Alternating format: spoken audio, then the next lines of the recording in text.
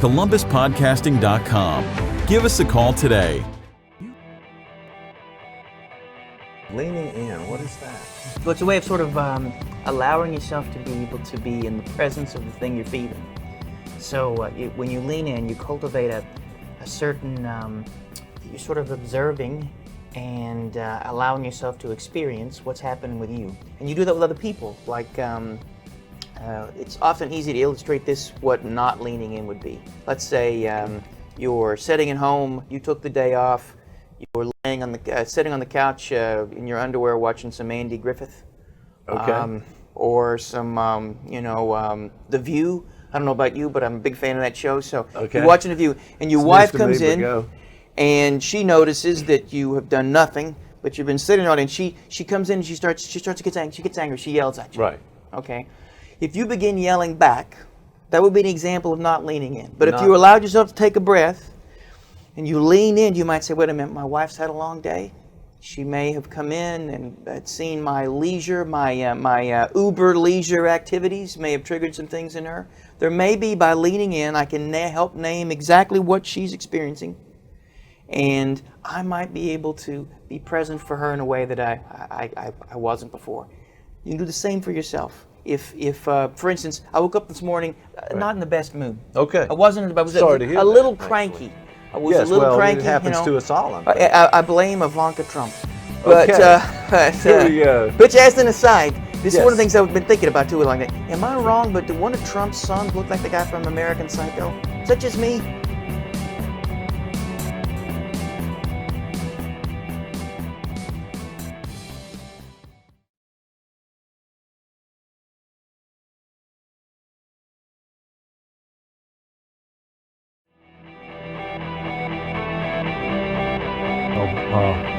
And I've been taking jazz, so I can relate to it. It's really very unrewarding for weeks and weeks and weeks, and then suddenly you'll get like an epiphany, and you'll go, I'm hearing that harmony that before you're looking at the music and you're going, what are they doing, that kind of thing, Well, I don't read music, and I can't appreciate it on that level, but I can like what always struck me, and I started listening to jazz with free jazz because it connected with the punk and the noise and the death metal stuff that I was listening to.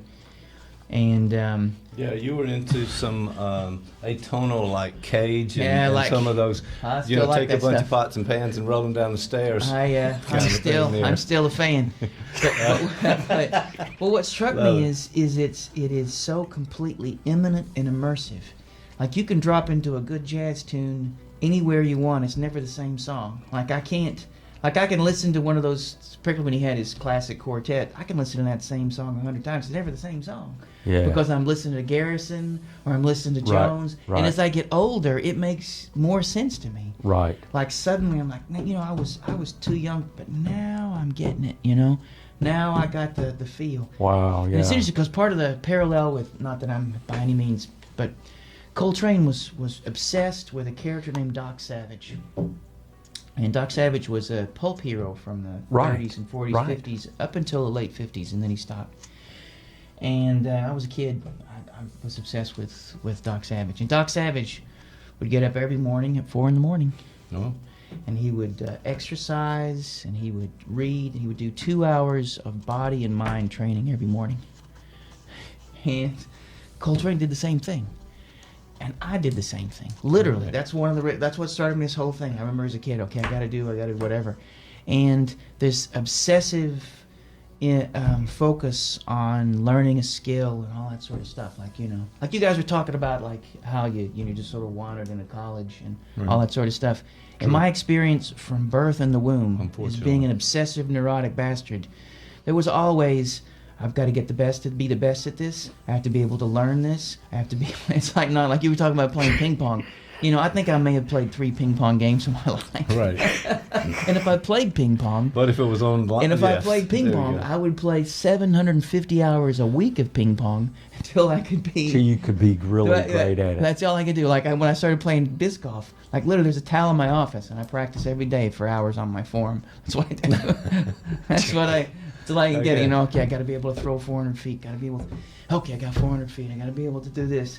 So literally, so when you talk about this stuff, I'm crazy. Well, you're just not that's part of a- the slacker culture. Well, I think it's a that's form. right. I think it's a form of slacker because it keeps me away from maybe some other things. You know. Yeah. There's a thing there You that got the depth. It's the breadth of Yeah, everything. it's like, you know, my wife will be like, what is it? Well, the first time we hung out, and my wife regrets saying this. She'll try to take it back, but she goes, you know, I wish you drank, because you know we could just be sitting there enjoying this, but I can tell like we were at Here we go. Jarfly. She's sitting there, she's got a drink, and she's just hanging out. And she goes, "You look so intense," and I'm like, "Yeah, because I've been reading up on this some existential constructs, and I'm thinking about how to be able, you know, like she said, but she's having a drink, She's like, dial it back, bro. and I'm like, you The know, game's on, the music's playing, whatever it is, it's like, I'm like, wow, man. Like, even like when somebody posted on, I'm a huge fan of this band called Wire. They're one of the first art punk bands from the 70s, and I'm obsessed with them, like everything. And so somebody posted online 3 weeks ago their favorite post 2000 Wire songs because they reformed and they've been, and so for the last 3 weeks I've been rehearsing in my mind with those 10. And I keep going over, no, I can't be that one. So I go home, and if I have any time like this morning, when I go home at some point today, I'm going to listen to a couple hours of Wire. I'm going to go through there. You know, that's a good one, but I don't know. I don't know. But in a couple of weeks, I'm going to have my list. All right, so one of the things I know about that type of issue is there's no end. There's actually Nice. no goal that you reach and go, aha, whew, man, made it. No, it's the next thing that starts before the last one ends, so it's an ongoing chain, and I'm just adding that thought to the conversation. Oh, I have a friend of mine. We went to school together, and she's a psychologist too. And she would say, I walk into a bookstore and I feel so overwhelmed that I'll never read those books. Right. And it really struck me because I walk into a bookstore and say, oh, thank God I'll never finish this. Because what would I do if I did? You know, That's it. That's why, the kind of you know, when I discovered Soulseek and I could steal any album, and you name the most obscure album ever made, and somebody on Soulseek has it because they're all obsessive bastards.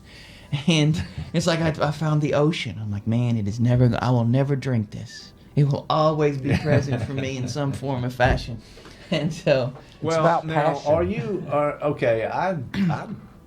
I'm fine with that because there's a lot of content. If we're making podcasts, I mean, we never run out. All right, so that's a good thing. And on the other hand, okay, relaxing, being comfortable, be in the moment, let it go. We talked about mindfulness. We talked about relaxation. We just got kind of get off the grid, get to a place where you're comfortable, and this moment is great. yeah, there's a concept of a lived moment. And again, I'm an obsessed over the lived moment. I'm I've think asked about you it from about this, by the way, over a period of time. Yeah. the vertices of the lived moment. And you know, like I think there is a way to take the passion to there is a teaching embedded in Coltrane's music about how to exist and how to be present for the breath that you have, how to be present for the moment that you have no choice but to experience in some form or fashion. And you can bring that to bear on things. I mean that's not I Sure. mean it is when I say being driven that's certainly a thing that I am. The but- problem I think is that you don't let yourself relax and be in that moment because something else kind of kicks back in that you've got to do. You're sort of searching, and there's always something more out there. But here's the thing, because I think that when you talk about the live moment, there's such a thing it's the imminent experience, and you guys may experience this with music, but I can have part of the reason I've never done drugs is because I don't have to. If I really listen, and I don't like, I have a music room at home. It's a little bigger than this room. It's bigger than this room. Okay. And we need to go to the studio then. Right there away.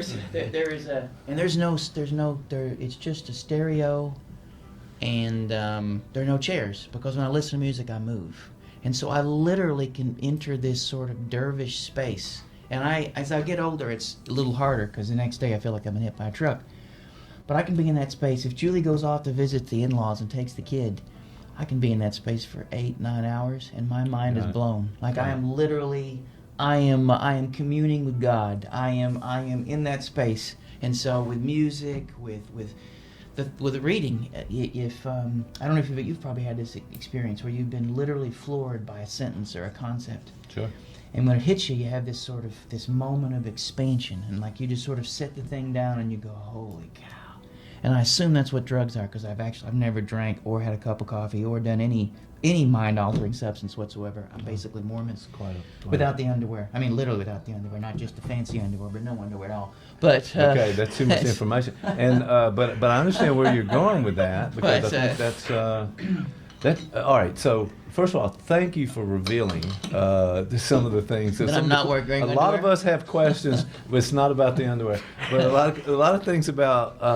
Okay, so yeah, 4 o'clock in the morning, you get time to yourself. You're exploring so many things. You're constantly reading and updating things, and you know, the shark in the ocean that never stops moving.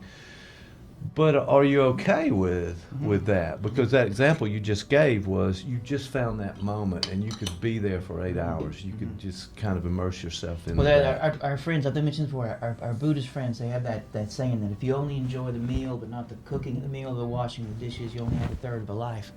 You know, you have these moments of immanence because they carry over into even the moments of the mundane, and.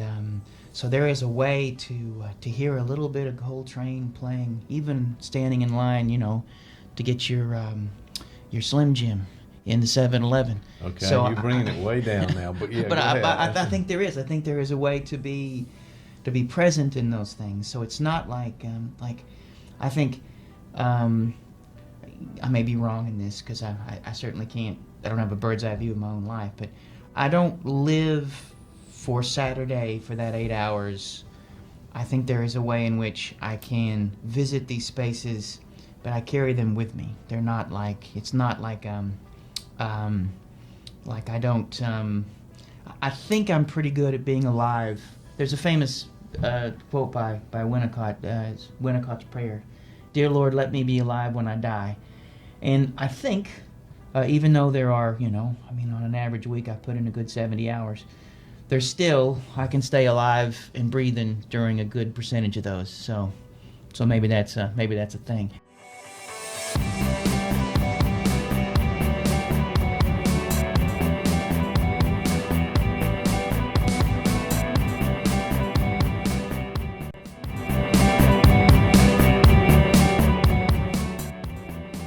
Give us an idea of how we can manage this confirmation bias stuff. We know what it is now, and how best we can we manage it. Well, I would say that we need to stick to this notion of the tyranny of automaticity.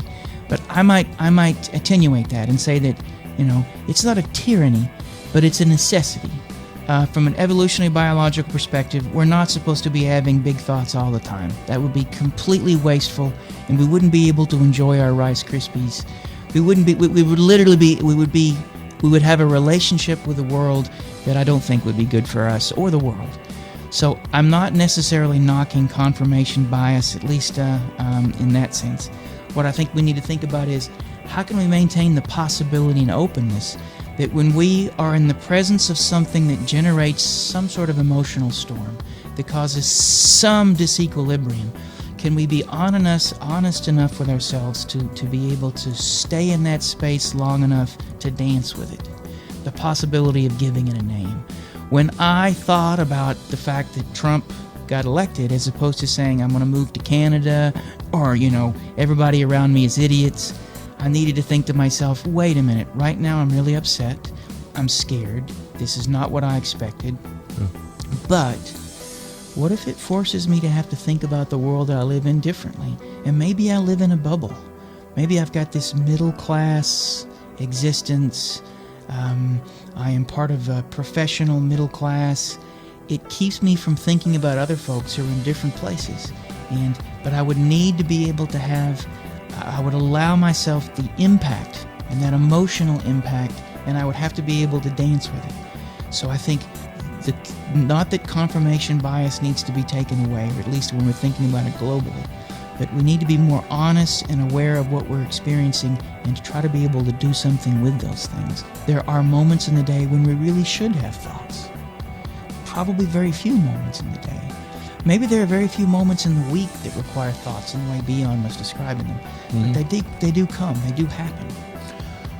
Yes, I mean, there is this stream of consciousness that seems to be always on. I mean, that's why it may be the sort of new discovery of meditation and mindfulness and those kind of practices are sort of helping us get away from that continuous thought process, because I think that the thoughts, you can ruminate. You can go over and over and around in OCD and all of those good things with it. There have been some real criticism of mindfulness, and I think mindfulness can be very important in making us more attuned to what moves inside us and to be more respectful of the things we feel and to allow certain things to move through us if we don't need. But mindfulness, actually, if we're not careful, can really stand in the way of accommodation, because Zizek, I've talked about before, talks about the Western Buddhism, and if you notice, there are all these they're teaching mindfulness at work, and these corporations are having mindfulness and all that sort of stuff. And the idea is, as opposed to thinking about, like, I don't think they have it at Walmart. I'm not knocking Walmart, but let's use that as an example. All right, go. So they're having all these we're teaching all our employees to meditate so they can. Well, maybe the reason they're upset is because there's something that needs to be changed, and you're just teaching them how to be able to come with to giving them a stiff drink or a sedative in a way to be able to stay with it. So accommodation requires suffering, and so mindfulness in the service of not having to think or change the world around you might actually be an evil thing. Okay. So in some ways we need to be a participant in that, not just an observer, as we talked about here. All right, that's been very cool.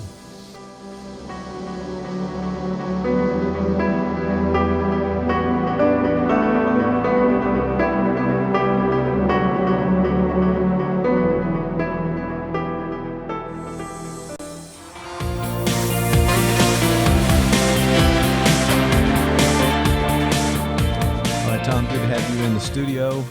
It's always a pleasure. I never know exactly what we're going to talk about, but I'm interested. So first of all, how are you? What's going on?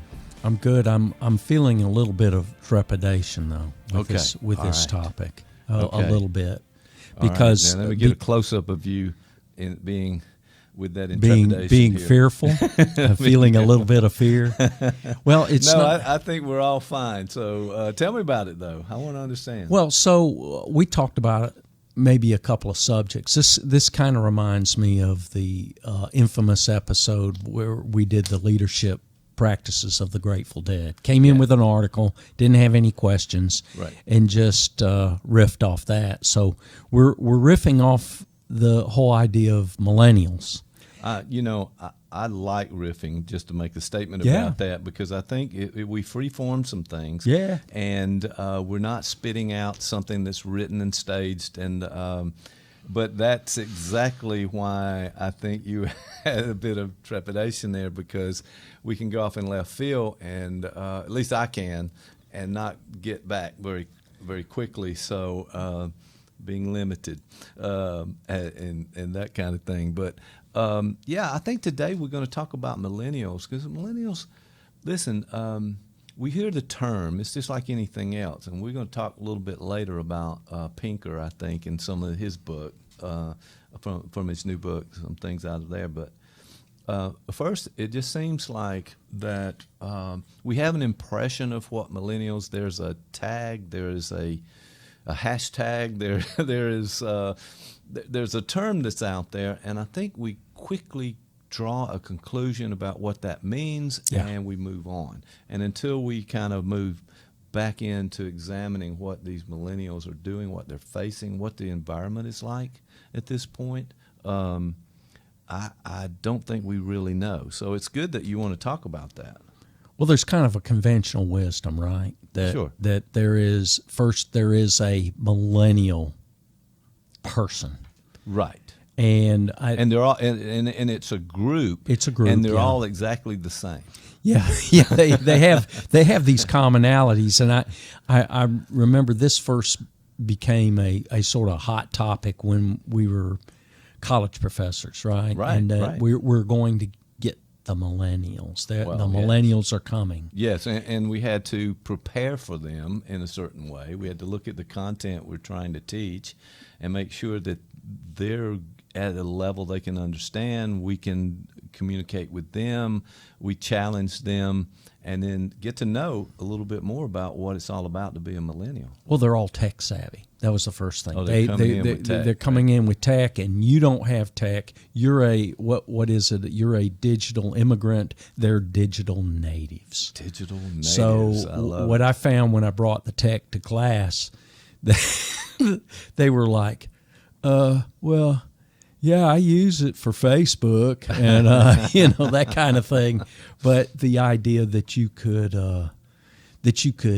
utilize technology in class to stimulate up to the moment discussion, facts, that kind of thing. First of all, I think that's keen that you kind of talked about that. I also realized that they were using